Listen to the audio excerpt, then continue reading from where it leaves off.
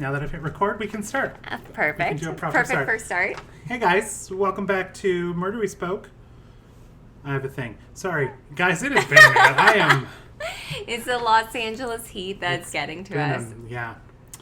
Welcome back, everyone, to Murder We Spoke, the podcast where we meet to systematically break down a spectacular episode of Murder, She Wrote that was lovingly recommended by you, our dear listeners. The dearest of listeners. I'm Ben Tahaya, and I'm joined as always by my co-host, Marissa Galvan. Hi, Marissa. Hey, Ben.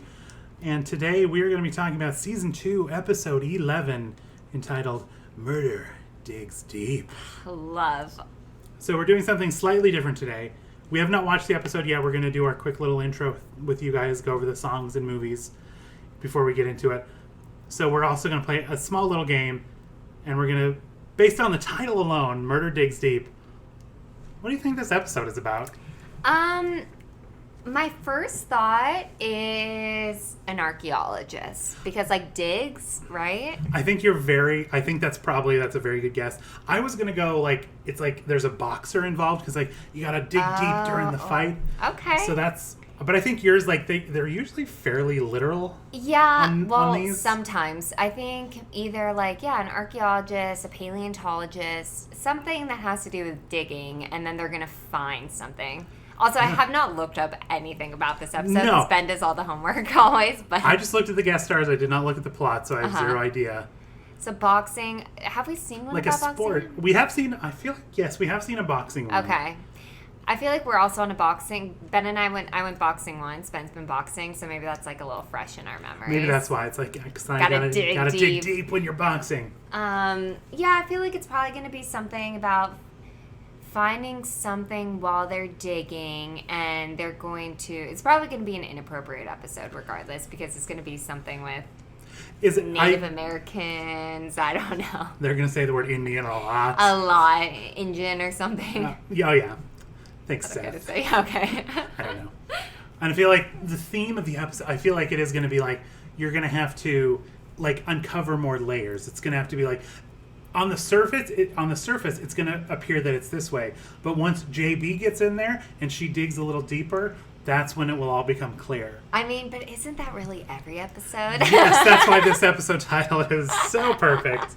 Because it literally describes every episode. Every single episode of Jessica, show. Everyone being a dumbass and her being like, Hey, I'm Jessica. I'm going to figure this out for you. Exactly. Okay, guys. As you know, we like to just get into the vibe, the tone, the zeitgeist of the show. So we go over the top 3 songs and movies of the week this premiered. Which but since December 29th, 1985. Did I say that? No, I don't think I did. said 2/11. So December... It's episode 2, season 11. Oh, perfect. Okay, so December... But it did air, It did air on December 29th, 1985. And also thank you to those who recommended it, Reba Tierney and Channing, a.k.a. Angela Lansbury. Oh, Angela Lansbury. And they said, I feel like this is something... I think Reba said this, but they said we should watch this episode because Dr. Aubrey Benton, who's a character on the show, is like an early version of Gilderoy Lockhart. None of these words I understand. From Harry Potter. Okay, well, that's why. It's the one, you've seen the movies, right? I did see the movies. I think he's the one who's always obsessed with himself. He's like, oh, you must want all my books and my autographs. Like, I've discovered all these amazing things. And everyone's like, what? Like, just, they are so narcissistic. Okay, that one was pretty funny. Okay. Yeah. I like that guy. So thank you guys. I like that guy. I remember him being funny. Yeah, I forget who plays him. Okay. Gilderoy Lockhart. Gilderoy Lockhart. Okay.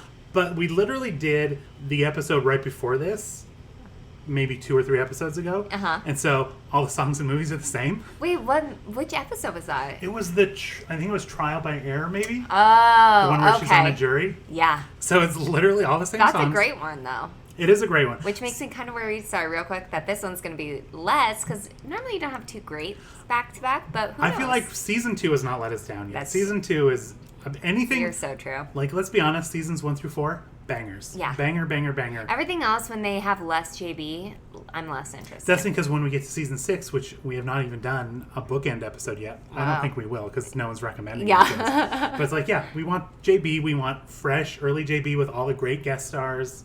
Yeah. Yeah, and that's what the first 4 seasons are. Then everyone starts dying off, literally. Literally. So I decided to do the top 3 of 1985 as a whole, because this is the last week of 1985. So let's look at the year in review. Let's look back at the top 3 movies of 1985. And I literally printed out the wrong thing, but I do remember them. Okay. So the number 3 movie of 1985 was actually the number 1 movie of this weekend. Okay. Was Rocky IV. Oh, yeah. Which I'm pretty sure is the one where he fights the Russian. Yeah. And then Creed 2 which is coming out next, or the end of this year, I think. You would know, not me. Is I think basically it was picking off it's that same story, because it's Ivan Drago.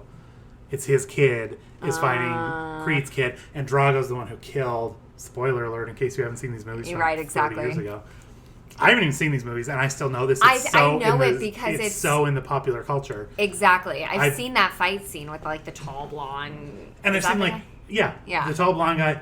I will crush you. Yeah. Or whatever he says. I will break you, maybe. Whatever he says. Yeah. And like the gloves coming with the American flag and the Russian hammer and sickle colliding and exploding. Like I've seen that 1,000 times. Have never seen this movie. No, exactly. But I feel like it's kind of a constant. It was a political state in 1985 and 2018. Yeah. So here we go. Also, guys, I watched the first Rocky movie. Boxing movies are boring. Yeah. I'm gonna say it right here. They're not. And what is that? Rocky? That's Rocky. Like, cool. You run up the Philadelphia set. Like, wow. It's it's like sports. Unless it's Miracle, the hockey movie where it's like the Americans beat the Russians in the Olympics. I haven't seen that. But that one's a good one. Is that a Not Kurt. What am I saying? Not Patrick Swayze, but the guy who Kirk. No. It's a guy. It's a white guy. Why am I completely blanking? Goldie Hawn's fella? Kurt Russell? Kurt Russell. Why could I not remember? Is it Kurt Russell or Patrick Swayze that plays the coach? It's not Patrick Swayze, so it might be Kurt Russell. I think it's Kurt Russell. Yeah. I don't know why I haven't seen it, because I love a Kurt Russell. Yeah, even though I couldn't remember his name 2 seconds ago. The movie's really good, and especially because it's based on the real life. Mm-hmm. So I feel like it's, I think that's probably the better sports movies, the ones that are based in reality. Because honestly, like, I have zero interest in sports movies altogether. Yeah, like, even like, I mean, I think I remember seeing A League of Their Own. I mean, that's, you know what, that is the exception to the rule, because The League of Their Own it's all women, because women are amazing. Phenomenal. That movie is so good. Can we just watch that movie I know. And just talk about that movie, because it's so 100%. As long as someone recommends it. Recommend The League of Their Own, guys, and we will watch it right now. Anything you guys want to recommend, we'll watch. We're here. Yeah. We're not doing anything. No, not one thing. Okay. So that was number 3, Rocky IV.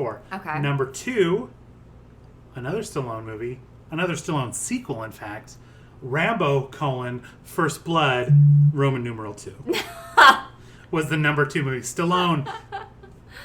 He's killing. He's batting 1,000 in the top 3. I also haven't seen Rambo.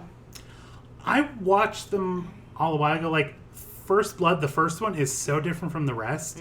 Where it's like it's literally, I think it's like a guy got back from Vietnam, I want to say, and is like, has like PTS, is like struggling, kind of goes a little crazy, and it's like a really deep film. And then the second and third one is he's shirtless with the machine guns. Like, that's the image I always see, and it's like, oh, he went full Rambo, like just went like bonkers, like war style. Yeah, and I just remember liking the third one the best as a kid, but now maybe it's because it's shirtless. It's like obviously it's the worst of the movies, and I've not seen any of the other ones.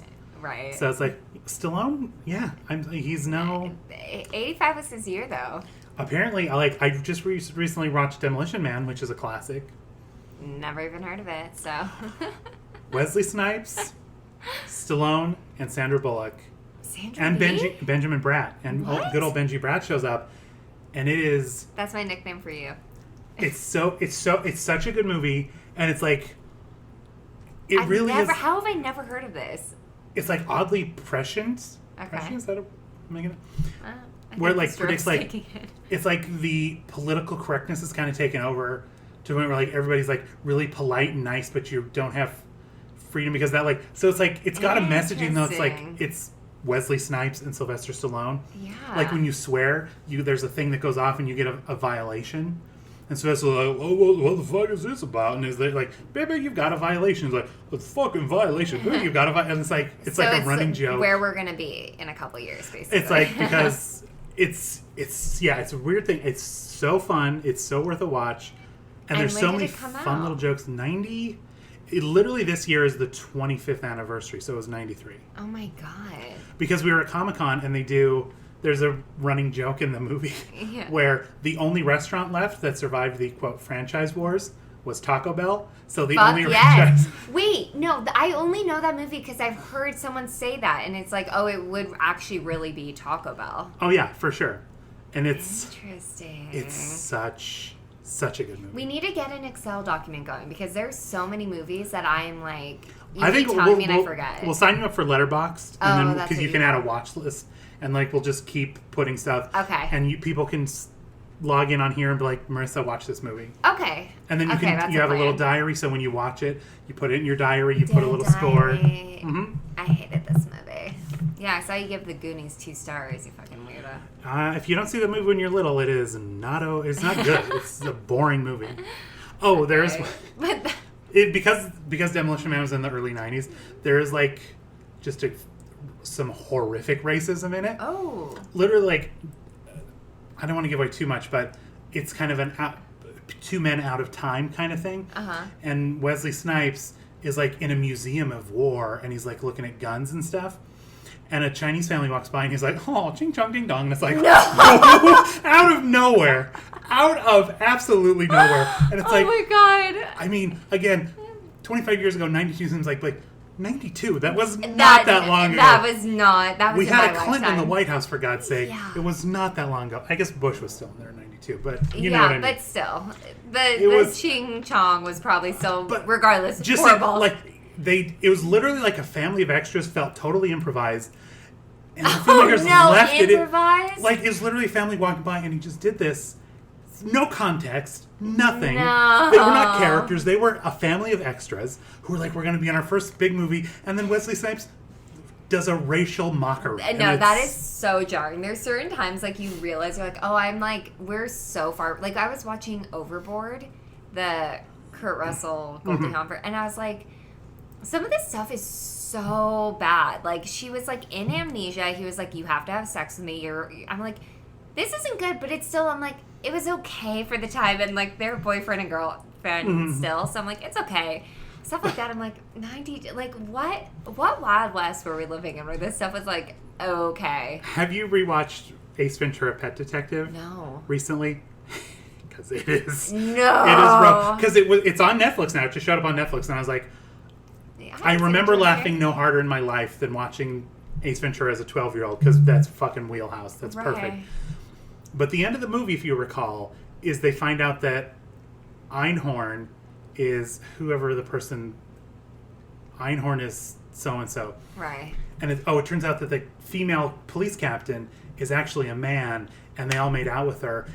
And they everybody throws up, and it's so great. And it's like, it's just so gay panic, transphobic, everything else. And it's like, oh, this did not age well. It's hard to watch, but it's like, the rest of that movie's still real funny. Yeah, there's the rest of it still holds up real well. Yeah, Finkel is Einhorn. Okay, and it was a guy, and they all... And then I remember at the end of it, and this is still a great joke, Ace, after he learns he made out with a dude, has like just a thing of gum in his mouth the size of a baseball. And then Dan Marino, who also made out with Einhorn, is like, hey, Ace, you got any more of that gum? And he's like, that's none of your damn business, and I'll thank you to stay out of my personal affairs. And it's like, I don't know why that's so funny to me. Just refuses to even share gum because he needs it, because he needs to sanitize his mouth because he kissed a man. Yeah, exactly. Well, then stop trying to push your agenda on people. Okay? Apparently, and it's like, and our agenda has now ruined Ace Ventura. Sorry. It really has. Sorry, everybody. For that I apologize. You can't laugh at it like that. For that I apologize. Yeah. Okay, where were we? Number one. The number Speaking one. of stuff that doesn't age well, basically. Yeah. We'll have to watch the Rambo. I've been on a kick of watching franchises, so Okay. I could do a Rambo. I mean, Not I feel a like Rocky, it's a but a Rambo I could do. There's like, what, 4 of them? That's doable. I'll watch one. The first one's probably very good. Yeah. Let's see. Speaking of franchises that have held up and that are very good, the number one movie 1985, Back to the Future. Oh, the first one, right? The first one. That It, is amazing. Dwarfed the other two. Like, it was huge. Like, there was no stopping that movie. That holds up perfectly well. I think everything in it. And it's so great. And then literally just today I saw on Twitter Chris Evans, aka Captain America. Real life Captain America. Real life Captain America. Follow him? Like on Twitter, he is like going after That's the thing, politics. he called Trump Biff today. And it's like, yes, he is Biff. He is 100% Biff. It's so funny. I'm just waiting for Chris Evans to really put on the suit and just like really save America because he's one step away. He is actually Captain America. Yeah. He is going to save us all. God, all our hope is with Chris Evans. The Marvel Cinematic Universe is a documentary, just in case you guys did not know. And Chris Evans is going to save us all. Yeah. Classic. Yeah. Sorry. Speaking of Twitter, P.S. Thank you for everybody who reached out and said nice things about your cancer. Yeah, about things. I'm fine. For now. I did. For now. Who knows? When we miss a pod, we're going to just blame it on the That's cancer. The thing. Like, it's next an time, ongoing excuse. People are like, what's going on? There was no pod this month. It's like, Ben's cancer's acting up. But what if we drop 2 pods in 1 month? People are like, what's going on? I don't understand. Sometimes, like, before you get really sick with the cancer, you just have a ton of energy. My cancer has given me power! Exactly. I am stealing power from the cancer. The cancer didn't even see it coming. Honestly. But that's nice of people to reach out to you. People are exceptionally sweet. We accept edible arrangements. Yeah. I'm kidding. I don't want to eat fruit. No. Gross. So, but anyway, thank you, everybody. I'm fine. I didn't even mean to, I was just having a real bad day. Yeah. No, it's good to get it and out there. I was like, you know what? Fuck. And I was like, here's the list of shit that is on top of me. Have you heard of fucking cancer? I got it. It's like, yeah, Donald Trump and cancer. You know what? Donald Trump gave you cancer, honestly. He did. You guys, and again, I was talking about this on Twitter, where it's like, I try and keep this a safe space for, we just want to share our love of JB and come together, but fuck that, no. No, I don't.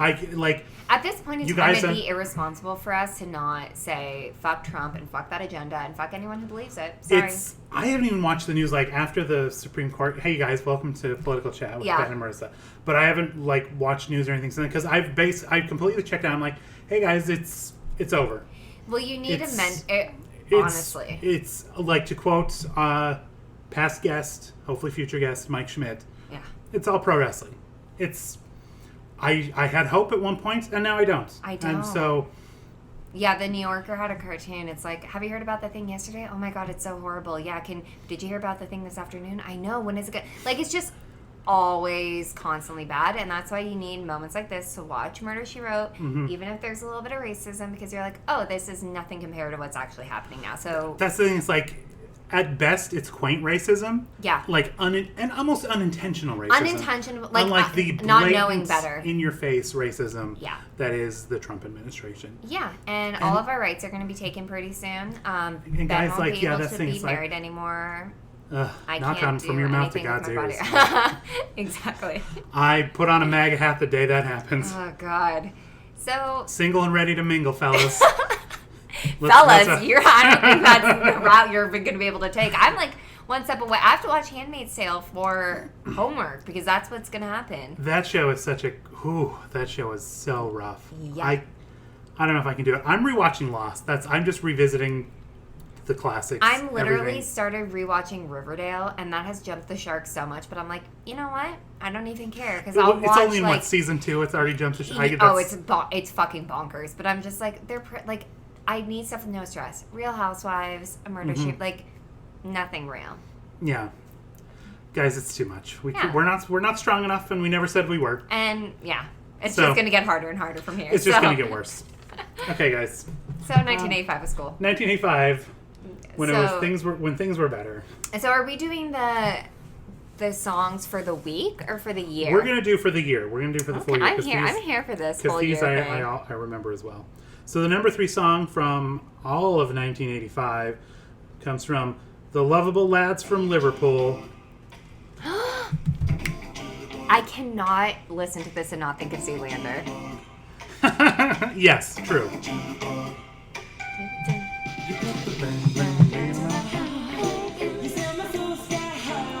Just have to imagine gay guys dancing around a gas station with this song. So funny.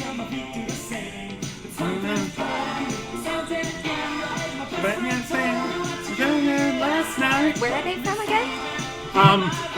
The Beatles are called The Lovable Lads from Liverpool. They're from somewhere in England. Okay. They're British. That's all I know. All I know is that they were buddies with George Michael is James from Vanderpump Rules. It's his godfather. Yeah. R.I.P. Okay, let's find the number 2 song. Let me look it up real quick. This one's so good. Because yeah, you guys, Alexa is being a little bitch, so she's not working right now. So we'll just let him hit this note, and then we'll go on.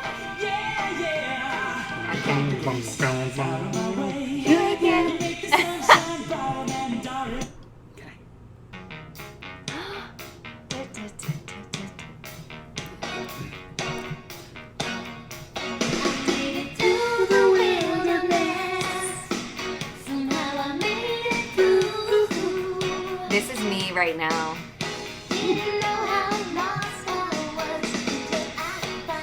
It only just now dawned on me that, like, we look up, like, the top songs, the top movies.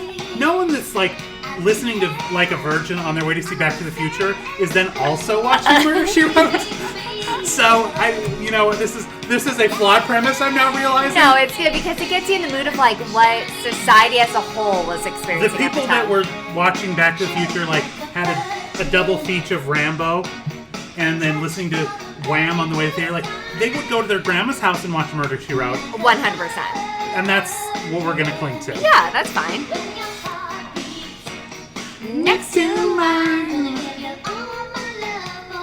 Okay, and the number 1 song of all of 1985, just like Stallone, had 2/3 of that top 3. The Lovable Lads from Liverpool have the top spot. And it's not Wake Me Up Before You Go, like, yeah, you which would is think. crazy. This song, there is a lot of build up to this song, so I'm going to skip ahead until we recognize something. I think we have to keep going. Okay, here we go. How is this a top song? Isn't Over it Like weird? a Virgin and before. Isn't that bizarre? So now I know people in 1985 don't know what they're talking They about. like a whiny, sad song. I wonder if it's just like all the proms and stuff. And like holding like stereos out front someone's door or window. Oh.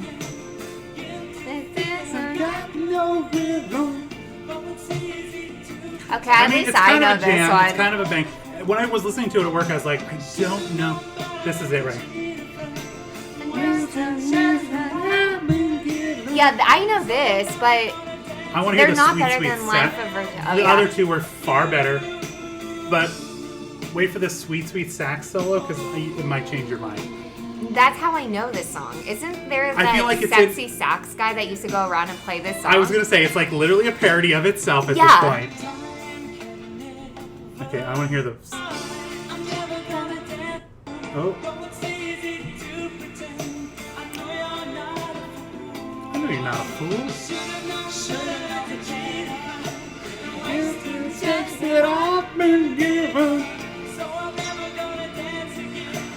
Yeah, this is like fucking emotional people in the 80s. This is... Here it is, right here. Just like a comedy where the guy goes up on the roof and plays this when he's sad. No, but what movie is that? Because it's not been even- parodied 1,000 times. It's been parodied, but there was a guy who was going around college campuses and would walk into a lecture and start playing this on the saxophone. That's how I know that saxophone part. Oh. There is not enough saxophone solos in today's There really music. isn't. See, What? How did this go to sound? It makes me want to like a Lethal Weapon movie. Like it was the soundtrack to so many great movies. Stephen was like, I don't mean to sound so old, but like they don't really make music like they did. Like with all that good music doesn't exist anymore. It doesn't like no offense to a Cardi B, but it's like There's I need not something.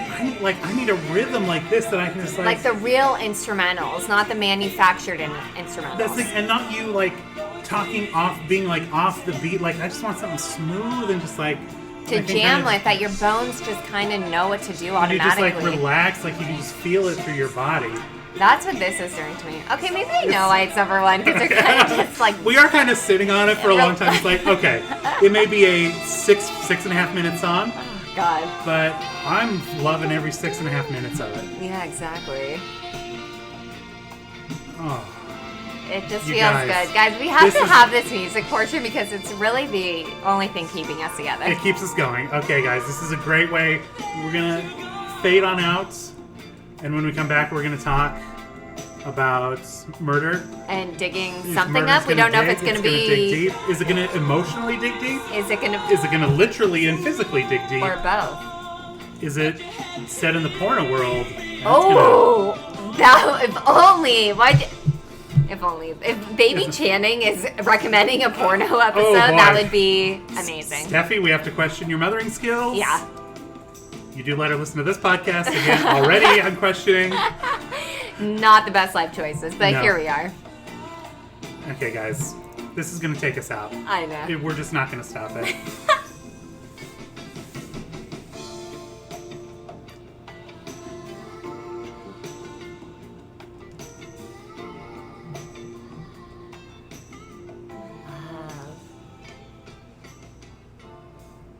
Should have known better than to cheat that friend. I didn't even hear the lyrics. All right, guys, we're back. You didn't miss a beat. I know. This was, just going to say, I was spot on with what it was kind of about. You nailed it. Your prediction was top shelf. Only based on the title, because Ben, for maybe the first time ever, actually kind of knew what the episode was actually about, like the plot. The second they pulled out the gold stick, whatever the prayer stick, I think it was, I was like, oh, they stole from the thing. They're planting it there to make people think that they're taking it out. I thought it was basically for them a way of laundering the stuff they stole. Right. But it was even deeper, as the title suggests. As the title goes, and how every single time I'm like, I'm such a dummy. Because I still, no matter what, can never get it completely right. This was a good episode. It was. I really liked it.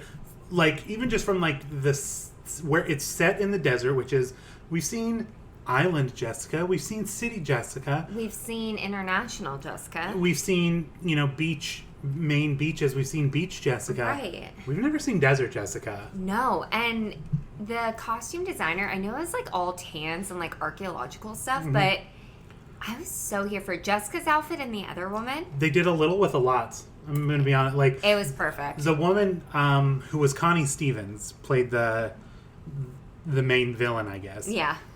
She was wearing, like, I don't even know how to describe the pants with, like, a giant pleat and, like, something going off the side, but went into these stylish, wonderful boots. Yeah, and she had, like, this printed, it was all, like, reds and browns. It was, like, it was, like, on a gray. Mm-hmm. It would look so good. And then she had these, like, beaded earrings. I was like, yes. Like, she kind of one-upped JB, which never happens. And her hair defied physics. Oh, my God. I don't know how.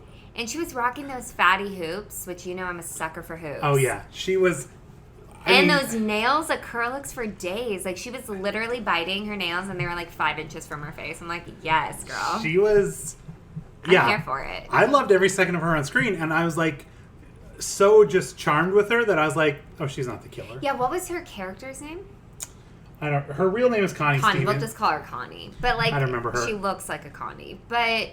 yeah, no, she was just so sweet and, like, hated her husband so much. I was like, no, she's fine. I love, like, you always have, like, the wife hates a husband secretly or whatever. Yeah, and honestly, this episode wasn't as racist as I expected. It was anything, it was just a lot more sexist, which, business as usual for them, I guess. Yeah. Right, because there wasn't really... We at first thought that the guy who played Raymond Two Crows? Two Crows. Two Crows was a white guy in brown makeup, and we're like, ooh, super offensive. It's like, yeah, rough stuff. But then they came out and they're like, oh, it was a student pretending to be a Native American. I was like, okay, that makes sense. But then the actor was actually Native American. So it's pretty... We looked it up because we were like, okay, guys, we know it's the 80s, but... Come on. Try harder. Right. Hashtag be better. Yeah. But I do love Seth's joke when he found out. He's like, Raymond DeMacco, one of those Naples Indians. Yeah. Like, Seth, you son of a bitch. That's fantastic. Seth was on point this episode. Just being a fucking dummy as usual. Like, I do like at the end when they're like, we staffed it with morons who could be easily fooled. Right. I wanted the camera to do a quick cut to Seth, just like, or, whoa. no, Seth like nodding, like, yeah, looking around at the grad students, like, I'm a doctor, and I'm like, Seth, where? I mean, obviously it's a TV show, but like, how can the only doctor in Cavico leave for vacation to start an archaeological dig? And what man in his 60s conservatively, right, flies halfway across from Maine to New Mexico to camp up for apparently weeks at a time doing it. Right. A dig. Also, I majored in this kind of, and I don't think anyone is allowed on a dig. Like, you can't just volunteer to be a part of a dig. That's not how it's such a specialized thing. Yeah, like maybe in the 80s it was, but I don't know. Guys, if you haven't seen this episode or you haven't seen it in a long time, let's give you the quick, brief little rundown. Seth invites Jessica to an archaeological dig that he's doing on Native American ruins. Yeah, he kind of like dares her. He's like, you should come out here. It's pretty crazy, iguanas, and you can write a book and like do research on this topic. So she's like, I'm Jessica Fletcher. Obviously, I'll do that. Yeah. And she flies out there, and it's like, oh, it turns out there's a Native American dude who they assume, I guess, gets on the top of this cliff every night and does like a war dance or something.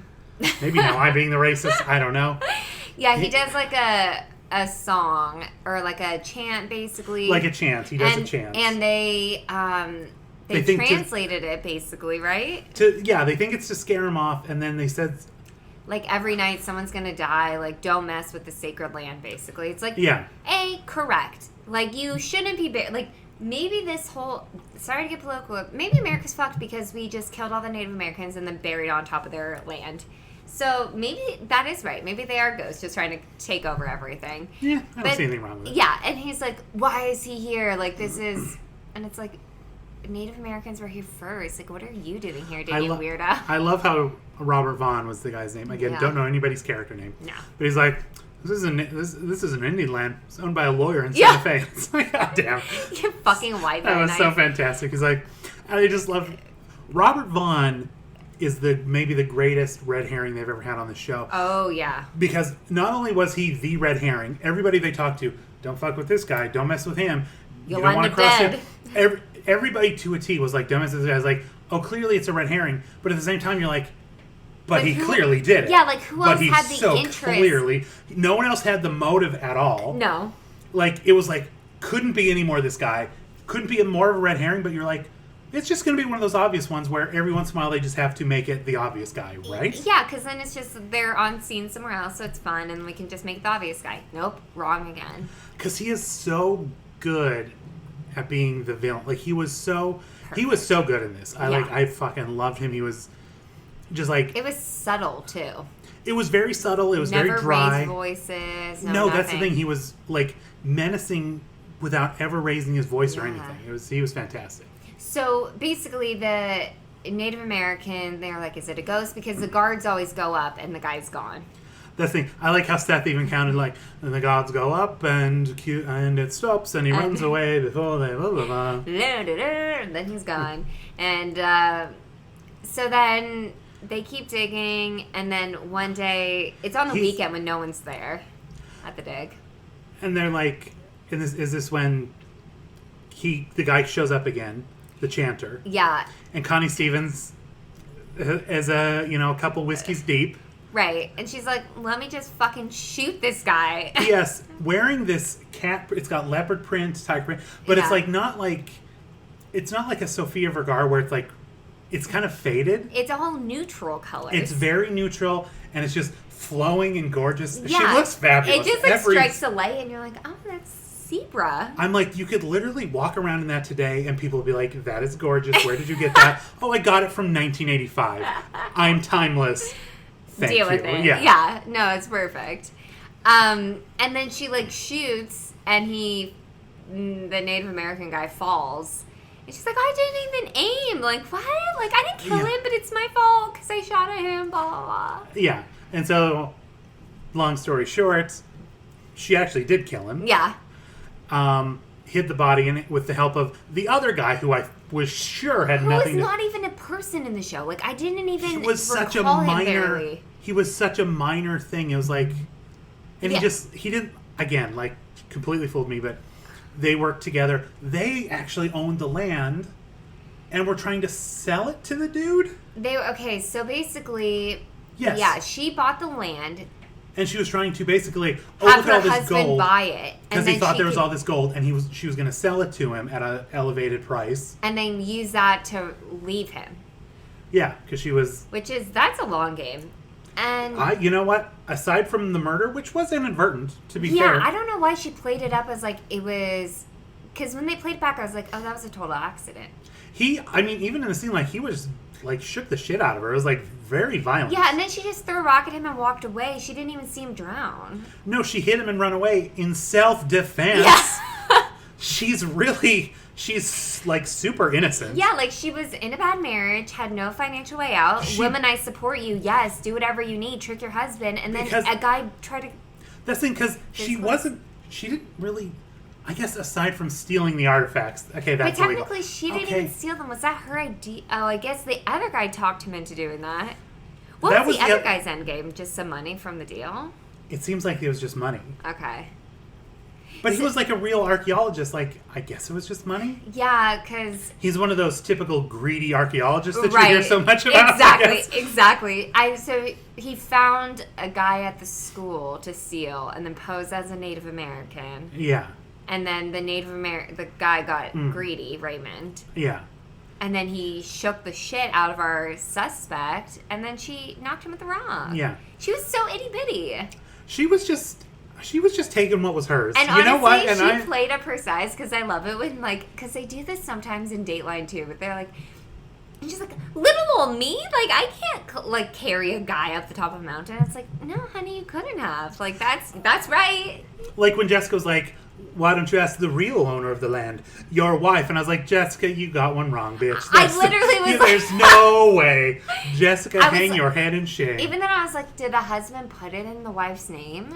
I was like, she's so stupid. Someone has framed her like it's a double, triple reverse. But also, obviously it's TV, but like, if she had enough money to secretly buy it and him not notice, couldn't she have just taken that money and left? That's the thing when he's like, I gave you everything you wanted. And it's like, well, you had enough to buy a giant patch of land. So clearly that's in true. the middle of New Mexico, and then set up, like, pay people to come dig and have air conditioning running 24/7.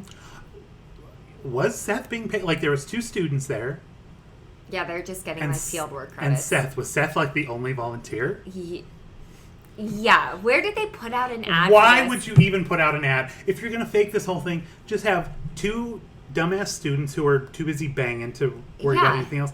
And then those are the only witnesses you need. But I'm so confused because, like, Jessica found the cave where the guy was drowned, and then she's like, oh. So, first of all, it sucks for the woman that he did fall into the water and drown, 'cause she really did just try and hit him with the rock, and she would have gone away with it. So, that sucks. But how did they know that one of the pieces, like the gold pieces with the tag, was going to be found right? Like, I think Seth just basically like had it in his pocket. but where'd he have it from? Because it was the one when they found the boxes in that cave. Oh, yeah. That was the one he held, and I think he just basically from Reem. Okay. pulled it out of the thing. Oh, got it. P.S. Speaking of that cave, that's another thing I loved about this episode was they filmed on location, and you could tell it looked so good. Even like going deep in that cave, Which we got the best JB moment I think we maybe ever had. Like, even more so than Jessica pretending to be drunk in a bar. it was okay. Seth, like, first of all, Seth JB's like, says water and runs out the door. Yeah. She has one of those her aha moment. Runs out the tent. And Seth is following. He's like, water? There's nothing here but tumbleweeds. And Literally, yeah. Picks up a tumbleweed and looks under it for a pile of water that someone could drown in. Like, you fucking dumbass. Exactly. And then when he puts the tumbleweed back, he's like, Jessica? Yeah. And then he goes to look for Jessica and the thing. He walks like halfway down the tunnel. Here's the chanting start. And he's like, hello? Hello? And then you just see Jessica walk out with a lamp. And a boombox. And a boombox. Speechless, doesn't say anything, and then just holds the lamp up, covering half her face, and makes like a little ooh face, and that's it. It was honestly the cutest thing I've ever seen. She doesn't say a word. Her eyes get real big. It was amazing. It's the greatest thing I've ever seen. The second best was when she was on top of the cliff and she was pretending to like see if someone actually fell because there was a little ledge and if they can hide that 3 feet. And she does that little fake scream falling off the thing. She's and like, okay, Seth, what?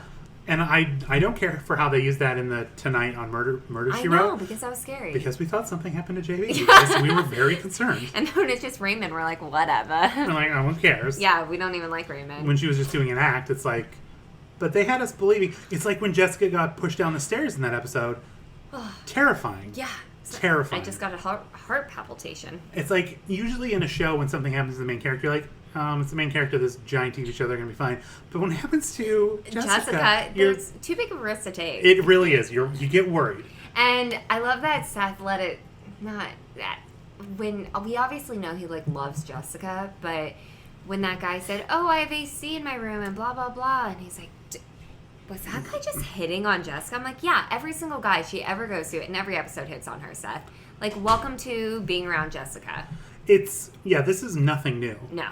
It just gets worse. And by the way, Reba, Dr. Aubrey Benton is absolutely Gilderoy Lockhart. That was the best. Perfect. Absolutely perfect. When he's like, you can write my thing. Like, here's some of the news clippings. Like, it'll just get you started. I'm like, 1,000,000,000%. He's like, Napoleon, Hannibal, and me. And like, this guy... You found a gold cup. Bro, you need to calm down. And he was such an idiot, which he is was exactly so sincere. like what that's it is. That's why he was there, because he was a self-obsessed moron. Yeah. That's exactly why he was there. And it was perfect. He's like, he would have told me if he was going to buy the land. He's my friend. Yeah, and he's wearing his little kerchief the whole time. Oh, my God. He's a narcissist tonight. I mean, it was perfect example. And he kind of looks like him, too. Oh, for sure. Like, you had like a little... I feel like you had like little curlies or something, or... Yeah. Who played... I was just looking it up because I... Is that Kenneth Branagh or yes. No? Is that who that is? Okay. Yeah, Kenneth Branagh. While Marissa confirms that, that's the one, Kenneth Branagh. Oh. Stupid thing to turn... How was he nominated for 5 Oscars? Whoa. Kenneth Branagh's like, he's a legit actor. Yeah. Dude. I think Hamlet was probably one. Like, he's got like a famous Hamlet, doesn't he? Isn't that his thing? Hamlet. Did he directed the first Thor movie too, by the way. Really? So, who was he in Avengers? Asgardian? He was actually in it somewhere? I don't want to click on it because I can't. Oh, he must have had like a little cameo. How cool. Oh my God, Kenneth! And he was in Dunkirk. I could watch that. This is Connie Stevens, our murderer. She had a... I love her. I don't even care. And did that cops ever come? No, I think she just kind of got away, right? Am I just believing what I want to believe? I feel like they were there at the end when Jessica and Seth were leaving, but... and the other 2 people were just banging in the tent? Yeah, basically, like, someone had been murdered. Their boss's wife was arrested, but they're gonna bang one out. Like, and she's like just in the arguing 100-degree heat, by the way. With dirt. Gross. That is vile. You are gonna get like so New many Mexico infections sand everywhere. In your vagina? Oh my God, that is disgusting. No. Gonna get a little gold prayer stick going up somewhere. But Connie Stevens, she had a minor, but a successful. Like, she peaked at number 3 on Billboard charts in the 50s and 60s. That's true. That's more top 10 Billboard hits than I've had. Or ever will. Mm-hmm. Well, never say never. She's so cute. Right. You might. you want to hear her song On a Slow Boat to China? Maybe. Yeah, I do, but I'm wondering. This is when she was Cricket in the Warner Brothers series Hawaiian Eye. Is that where Busy Phillips named her kid after? Busy Phillips named her kid Cricket? Yeah. Fucking celebrities. I think just it's don't. Cricket, and it's another weird one. I think like Birdie and Cricket. I don't have time for celebrity bullshit kids' names. It's so stupid. What would you name your kid? John? I just say, it would be like that sketch on SNL where I'd be like, what can this... Cricket and Birdie. Gross. Cricket of all things, but I wonder if it's like is that like a name? I've never heard it other It's than gotta a be a kid. nickname. Yeah. She seems so lovely, like It's just on such a stage, like voice. so dainty, singing and like Just like, yeah, you can see this like in any 50s movie or 60s movie. yeah, like just ever so gently with her fingertips holding the microphone. She's probably, I could even see one of those long microphones. Oh. So she's just holding with two fingers. 1,000,000%.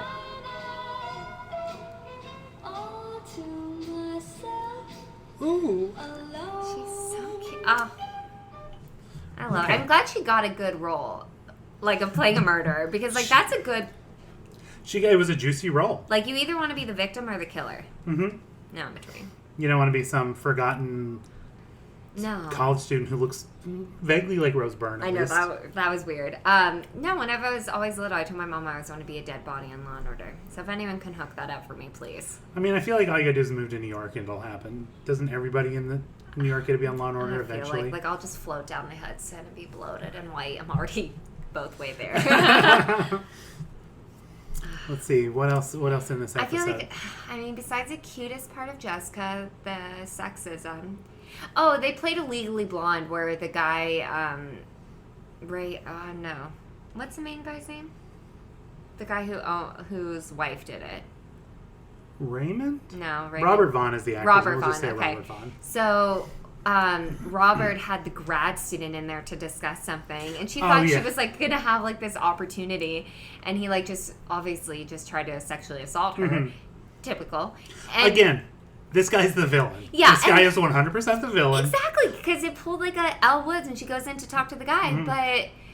I was like, oh, poor grad student. But then she's like, maybe his wife isn't satisfying him. And I was like, fuck you, okay? Yeah. You hashtag me too, but also women support other women. His Yeah. wife isn't satisfying him. Fuck you. Why don't you watch him? Have you seen his wife? Yeah, exactly. I think she's doing just fine. Yeah, Thank I you. think so.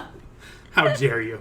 How dare you insult Have you Cassie? seen those boots? Have you seen the desert print? Yeah. Have Go you fuck seen those yourself. nails? I don't think so. She's killing it. Yeah. She's in 100-degree heat in the desert, and she looks fabulous. How dare you? God, my favorite part. She's Imagine like, what she looks like in the city. yeah. Oh, Or on the beach, she's like, we just bought Mhm. a place in Honolulu. If only they wanted to study the ancient civilizations. I was like, yes. That's, yeah, Oh, killing God. it. That's why I was like, she just wants to get out of there. Yeah, like, she's like, he's Just- fucking crazy. Like, I don't want to be here. Like, why would she want them to find gold? That would just be there longer. Yeah. I don't know. It just seems like... Wait, so how did she get him to delay the thing at first? The buying? Did he just want to delay it himself? So I it think kind that was of just I think that just Okay. worked in their favor, like, because they used that reverse psychology of the chanter. Oh, right. And I think she knew her husband. She knew that he was going to get greedy and not want the cops out there. Right. Because again, someone was murdered and he decides not to call the cops. Like, This guy garbage is... person.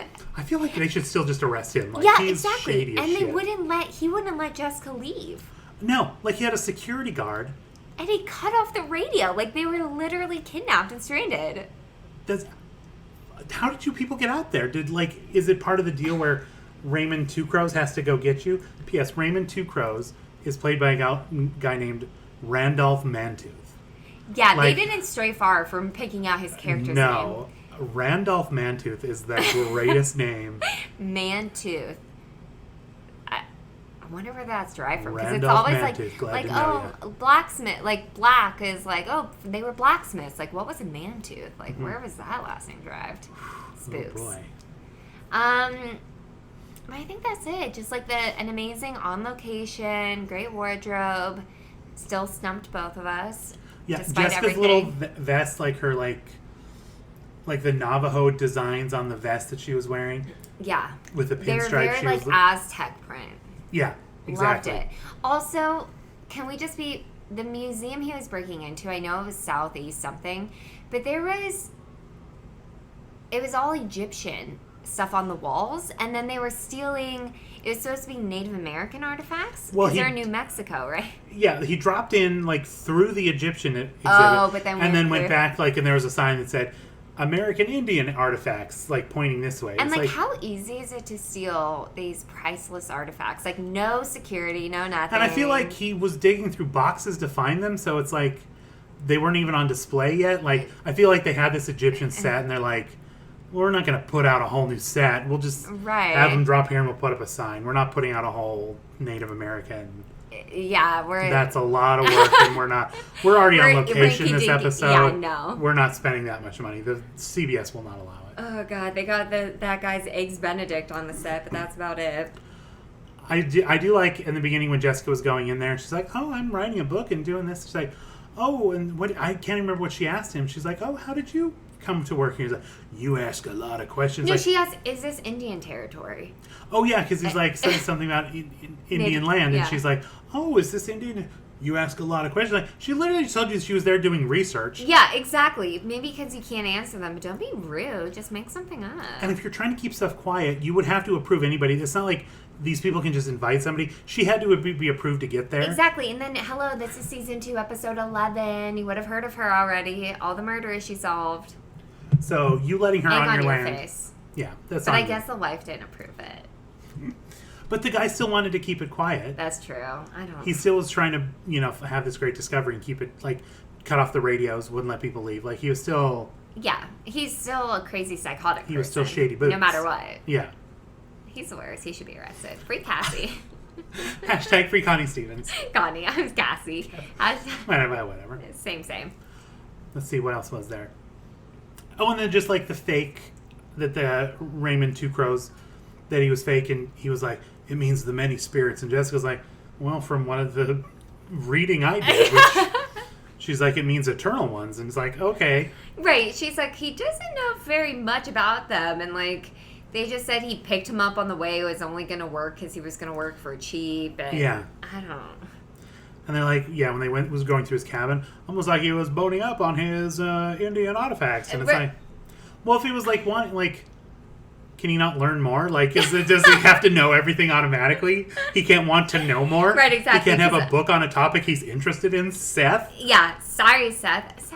Just because, you haven't picked up a new medical journal since 1957? The fact that he looked at the body twice, and there wasn't, or, once, but then Jessica was like, can you please look one more time? And he's like, hey, you're right. It wasn't blunt force. He drowned.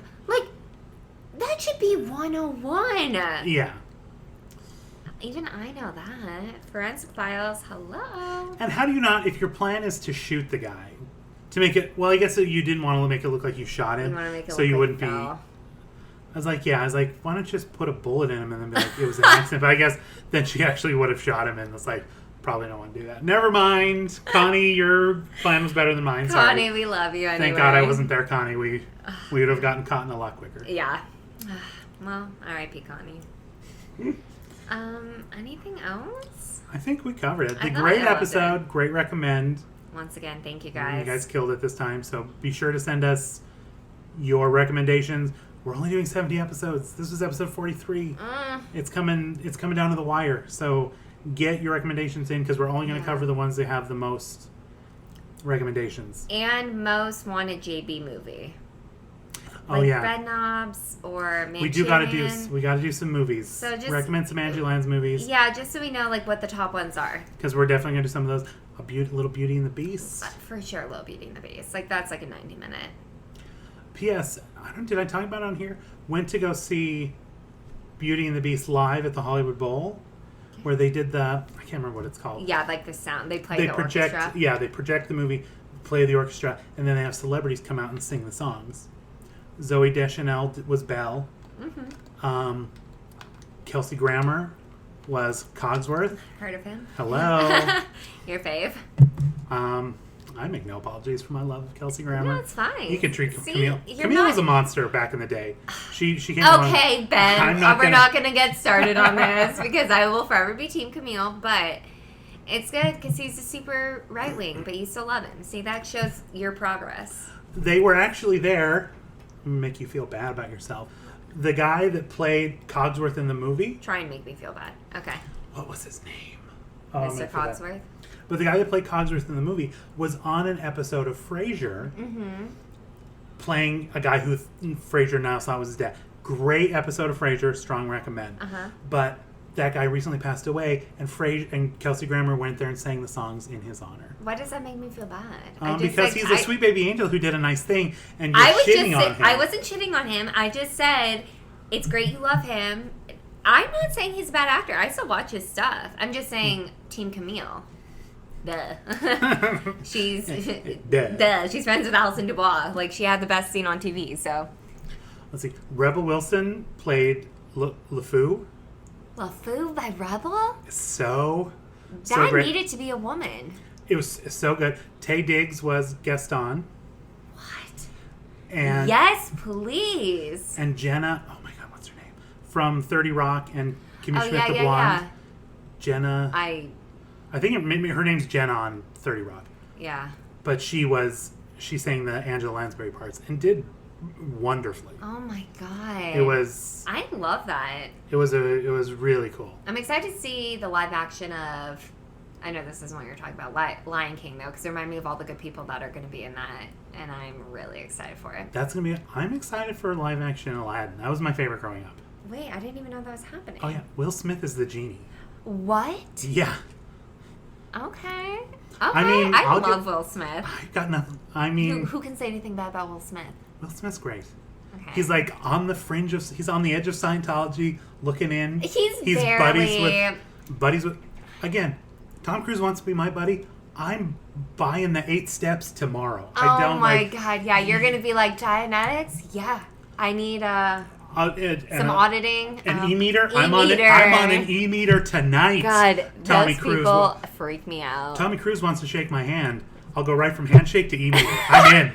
I'm so fucking in. One hand on the hand, one on the e-meter. You put a mattress on top of the Scientology building in downtown. I sleep there. I'm fine. Wait, what is it called when you're gay? It's like a 0.6 on the... Oh, it's a 1 point... Oh, it's something. You're a 1 point something and you won't even care. You're like, yeah, the aliens will come kill me because I'm gay. Tommy C can talk me out of it. Yeah. Oh, I gotta go to the Mission Impossible premiere? Set me up with one of your ladies. Preferably Leah Rodney. As soon as Donnie Trump's he's gonna make gay marriage illegal, so I won't even have to worry about the paperwork of divorce because it's not gonna happen. That's true. It's like I an marry some annulment Scientologist woman. I'm in. You're down. Okay. I'm in. You're already down the street from it. That's the thing. I don't even have to travel that far. Okay. Pop over to the UCB, see a comedy show, right back to the Scientology Center to continue my... And you'll be the master auditor. Mm-hmm. Okay, well, now we have Ben's retirement plan. Scientology is a retirement plan. Don't make any mistake about it. Oh, well. I'll be like Shelley. Gone. R.I.P. Shelley. Hashtag never forget. Hashtag never where's forget. Shelley. Hashtag find Shelley. You guys, this podcast is not coming out. We're going to get shut down. Honestly. Just know, everything I said I meant. No, I know you did. That's why you're like the perfect Scientology candidate, because you're ready and willing. When I talk about, from now on, whenever we talk about an episode, I'm like, well, this is an analogy for how Scientology is right. Oh, God. When JB said this, she was really parroting the words of L. Ron Hubbard. Oh, God. Of LRH. I'm going to start calling him LRH. As you should. Just to shorten it. I'm going to start saying his name a lot, so I'm just going to LRH. I'm just going to shorten it. From here on out, LRH. LRH. Okay, cool. I mean, you saw the portrait I have of him in my living room. It's quite astounding. It's pretty beautiful. I did that by hand. Finger painting, I put a lot of man hours into it. I'm hoping... You have your Sea Org signature for 1 billion years. I signed 2 of them. I'm so ready. I signed 2. I'm in. Both feet. 2 billion years they have me. You fucking would, too. I would. That's the sad part. Is this? None of this is an exaggeration. Real quick, Ben and I are kind of terrified of Scientology, but also amazed by it. But we almost went to brunch at the Scientology. We were on the Yelp page. We were looking at menus. We were like, "Is there an exit strategy? Does it matter?" We were... Oh my god, I forgot that time. And then we watched like another episode of Leah. We're like, oh, we're crazy. But we're like, should we? They have Eggs Benedict. It gets decent reviews on Yelp, and I was like... It does. Even if it can't all be Scientologists.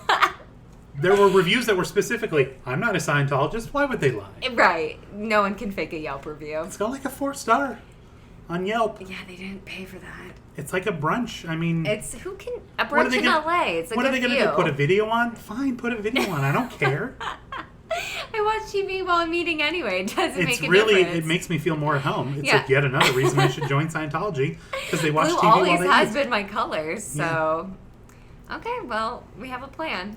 I mean, David Miscavige seems like a guy who got his shit together. He did. He honestly overtook it at like 25. It's pretty impressive, to be honest. I mean, he is, on a micro level, he's impressive the same way Hitler was impressive, where it's like, this evil monster accomplished a lot. He took evil to like a new level that is like unheard of, and it's like... And he got tax exempt. It's like, that's... He motherfucker beat the IRS. Yeah. Can anyone else say that? No. Donald Trump couldn't even beat the I IRS, know, and he's that's the fucking thing. president. Come on. He couldn't even do it. Miscavige did it. Yeah. You guys, I If don't you know have why to get this behind is... someone, This I guess has it's turned into saving. a low-key propaganda podcast for Scientology. Yeah, and sorry about it. I don't know. Seorg's coming to get us. No. Okay, guys. Well, it's been real. Until then, I wish I had a Xenu quote to, Yeah. to throw at you guys, because that'd be so great. Beep-boo, beep-boo. But for now, do all the good you can. For all the people you can. In all the ways you can. For as long as ever you can. Bye. Bye. Long live all our age.